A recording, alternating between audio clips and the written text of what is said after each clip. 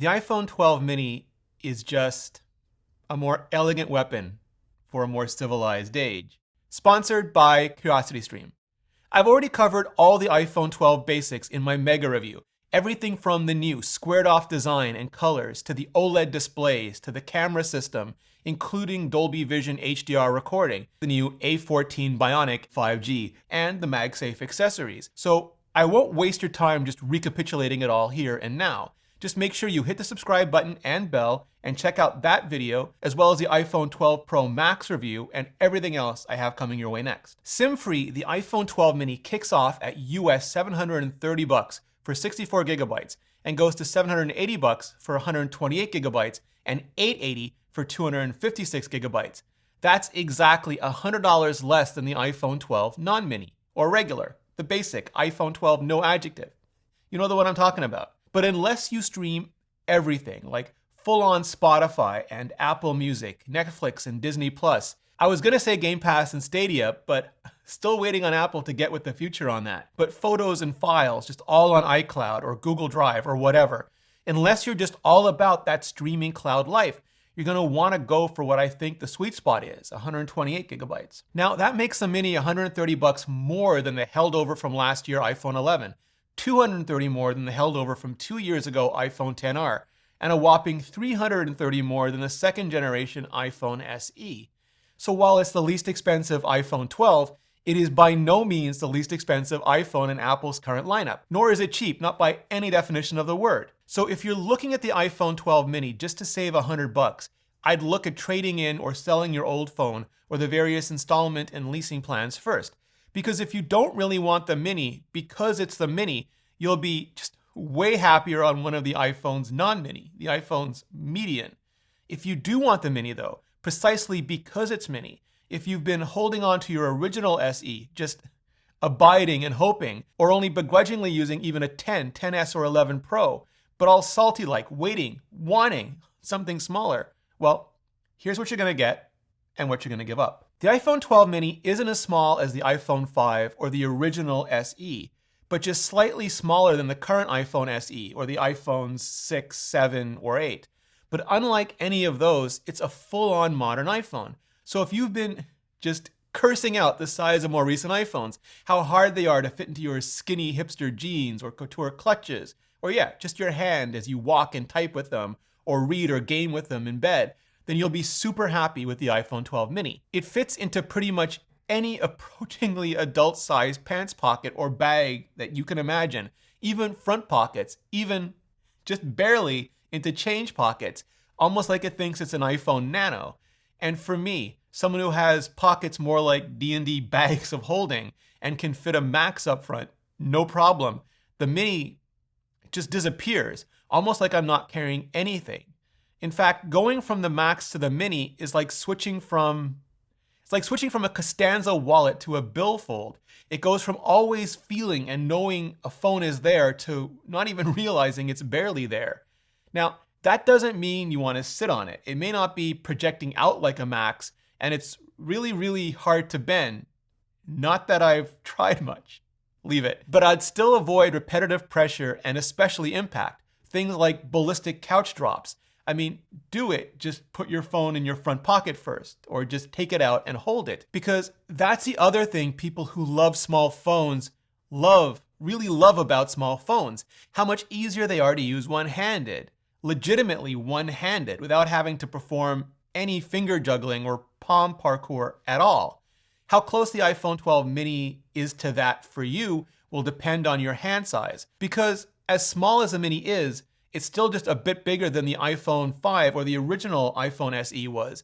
And even though it's just a touch smaller than the current SE or previous 10 class and 6 or 8 class iPhones, the square edges do make it look and feel more substantial than the curves of the previous era.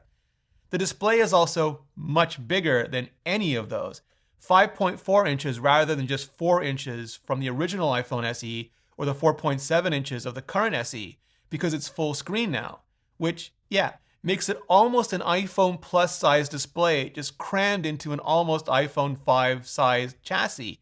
Literally the dream. But what that means is, whichever one hand you try to use it with, the interface elements at the very top of the opposite side are a little further away than they were on the iPhone 5 or original iPhone SE. Likewise, the elements at the very bottom are a little further down because the screen no longer stops at a home button. It just goes all the way down. Either way, if the original SE was easy for you, the 12 mini should be just fine. If the original SE was already a stretch for you, the 12 mini might be slightly more of a stretch or slide. If the iPhone 6 through 8 or 10 through 11 Pro were fine, then you're just laughing. Partly because the iPhone mini is just so much fun to use. I mean, the original iPhone had the biggest display Apple could fit into a phone at the time, which was 3.5 inches, and now that just feels like a toy. The mini feels like the iPhone 5 or SE. It really does. Like when that toy first grew up, first really took shape, but in full, modern, final iPhone form. It's partially the squared off edges, but it's also partially the size. It doesn't just look like that classic design. It really feels like it. Slicker and glossier, sure, like on my Black Review unit, which I'm not as big a fan of. I love just the feel of the rawness on the aluminum on those older models. But at least the black is really black. Not jet black like the iPhone 7, which is probably my favorite iPhone black of all time, but not space gray either, which has always been less opinionated than I'd like it to be. It's a proper Darth Vader glossy black, and the glass does give us inductive charging, so I'll deal. But it's also the lightness, and at the size, it just doesn't fit into my hands, but almost folds into them, sharper edges and all. It just makes it compelling, and I totally understand why some people love this size so much. It's basically the Baby Yoda of phones.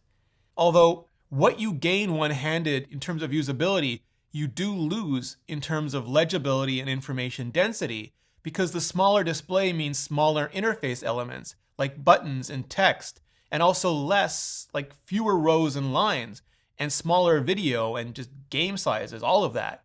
At least compared to the bigger iPhone 12 models. If you're used to any of the 4 or 4.7 inch models, the full screen might seem big, like an extra message and a half in your message list big. And the pixels per inch, the density, is slightly higher than the other iPhones 12, which even on OLED with its diamond-type pentile subpixel layout means you can still use the smaller iPhone closer without losing that retina effect. If you're coming down from one of the 10s or 11s, and your eyesight or just your comfort level makes small a problem, you can bump up the entire interface size with display zoom, or the text size with accessibility settings. But then you'll also be able to fit even less of it on the screen, so more text wrapping for apps, more swiping and scrolling for you. But if information density is really a priority, you'd be better off going with the 12 or even the 12 Pro Max. The Mini isn't about working around the small, it's about embracing it. It really is about loving it. Like typing one-handed. It's super easy. Yes, apparently an inconvenience. Pretty much the same as any 4 or 4.7 inch iPhone, even though it has that much bigger 5.4 inch display. So if you're doing constant West Wing style walks and talks, only your version is walks and texts, coffee in one hand, Slack or messages in the other, then the Mini is the dream. But at least for me, it does make the iPhone Mini more of that traditional phone. And what I mean by that is something that you use when you're out and about, between iPads and MacBooks or PCs, to briefly dip into, to stay in touch, to keep up to date, which is great if you don't live on your iPhone. If you're worried about screen time or getting lost doom scrolling Twitter or Instagram or playing League of Legends or whatever it is the cool kids are playing since Tim Epic just utterly abandoned the Apple portion of his player base. I use an Apple Watch for most of that, but if you need more, just not too much more, the iPhone 12 mini is less more. If you need to work on your phone though, if you need your phone to basically be a tiny tablet, a primary computer, if it's your only computer, I think regular or even max size will make things just that much easier and more productive for you. Now, here's where you all are just expecting me to say, judge the iPhone 12 mini by its size, do you? And then something about, well, that you do not, because its chipset is the A14 Bionic, and a powerful chipset it is. But I'm not going to do that, basically because I just did it. It's totally true though. The iPhone 12 mini uses the exact same system on a chip as every other iPhone 12 in the lineup, all the way up to the iPhone 12 Pro Max, which is, on one hand, kind of all shades of awesome. In all of my tests, from the geekiest of benches to iMovie renders to just daily use, it performs every bit as well and snappily as the Max, which also means faster than pretty much any small phone ever. Even with the smaller thermal envelope of the Mini and the smaller battery, which, if it gets too small, leaves the device subject to things like brownouts if it can't deliver on peak demand, or just excessive throttling if it can't sustain higher workloads. Now, it did get hotter than the Max for me when under load, like doing longer video renders, but it didn't ramp down. Not at all. Not over any long minutes. On the other hand, it does take a bigger battery hit, in large part because it just has that smaller battery compared to the regular 12 and 12 Pro, and much smaller compared to the 12 Max. The Mini could basically cut the Max open like a tauntaun and use it to survive the night on Hoth. It is that much smaller. And some companies might try to mitigate that by using a lower performance processor, one that doesn't hit the same performance levels at all, but also doesn't hit the battery anywhere nearly as hard. That's what Google chose to do with the Pixel 5, where it lasts for days, but also feels like it takes days now for photos to process. Not literally days, but 2020 days, where it's like just always March and always Tuesday. And that works for the Pixel because Google only promises 3 years of software updates and has only ever done the vast majority of computational photography as an after effect anyway. Apple typically does 4 to 5 years of software updates and has staked its claim on real-time computational photography. So even in things like night mode, where it has to image stack for seconds, it still prioritizes zero shutter lag and live preview before and while it's doing all that stacking. But, some people love the Pixel 5 and would also maybe love a stepped-down iPhone 12 mini with a stepped-up battery life. That is a totally fair perspective. It's just not Apple's, at least not right now. And in this case, with the A14, you get every ounce of performance you could want. But to get more battery, you do have to either step up to a full-sized iPhone 12 or just max out with the iPhone 12 Pro Max. That or carry a battery pack when and if you'll be out for an extended period of time. And yes, absolutely, all the fingers crossed, Apple's working on a next generation smart battery case that just slaps on with the MagSafe system. That way you could keep the small, slim iPhone mini you love most of the time, but if you'll ever be out for that extended time, just double up with that battery slap. In my usual stress tests, which is still Pokemon Go, because it keeps the display on, as well as data, GPS, the processors, and basically hits the system harder than anything this side of a badly coded social media app, after 5 hours of continuous play, the iPhone 12 mini was down to 50% for the battery. And that compares to the iPhone 12 and 12 Pro, which were both around 70%, and the iPhone 12 Pro Max, which was still at 75%. And that's not too far off from how Apple rates the iPhone 12 mini battery life, which they have at 15 hours for local video playback, which is more than the 13 hours of the current iPhone SE, but less than the 17 hours of the regular iPhone 12. And for streaming, 10 hours, which again, more than the 8 hours of the SE, but less than the 11 hours of the 12. And for audio, 50 hours, more than the 40 hours of the SE, but less than the 65 hours of the 12.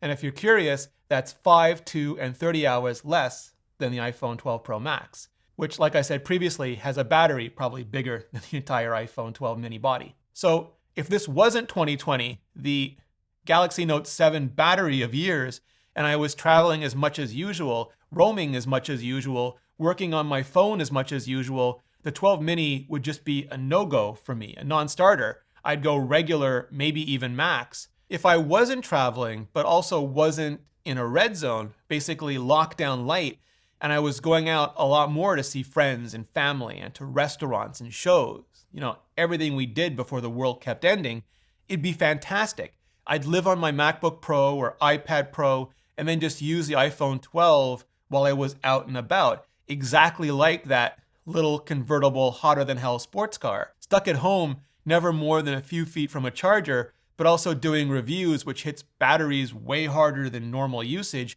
It'll still take me a couple of weeks to get a better sense of day-to-day performance. So seriously, make sure you're subscribed so you don't miss any of the follow-up. Meanwhile, if you want an iPhone 12 mini now, should you get one? If you're one of those people who've been waiting on a new, full-on, smaller iPhone, if small size is just the top feature on your list, especially if you're still on an original SE, then yes, absolutely. This is literally, dimensionally, the iPhone you've been waiting for. Apple had you at mini. It's just the purest expression of the iPhone as a phone, the utter opposite of the iPhone as a mini tablet. I'm going iPhone 12 Pro, probably iPhone 12 Pro Max because of the camera. But if I wasn't, in a strange way, if I had the luxury not to, I'd go iPhone 12 mini before I'd go anything else. It's just exactly like I said at the beginning, a more elegant weapon for a more civilized age, much like Nebula.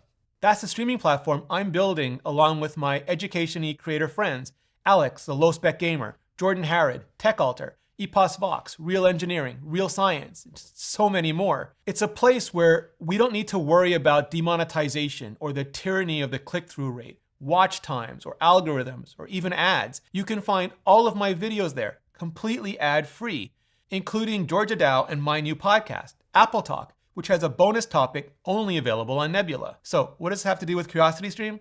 Well, as the go-to source for the best documentaries on the internet, they love educational content and thoughtful creators. And we worked out a deal where if you sign up for CuriosityStream with the link in the description, not only will you get CuriosityStream, but you'll also get a Nebula subscription for free.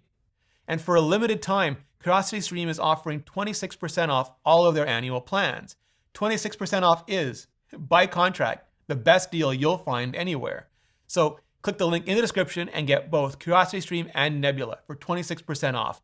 Or go to curiositystream.com/ReneRitchie. It's a great way to support this channel and educational content directly for just $14.79 per year. Just click on the link in the description or go to curiositystream.com/ReneRitchie. And clicking on that link really helps out this channel. For a ton more on iPhone 12, check out the playlist above, including the Pro and Pro Max models, unboxing, reviews, comparisons, and more. Just click the playlist above, and I'll see you next video.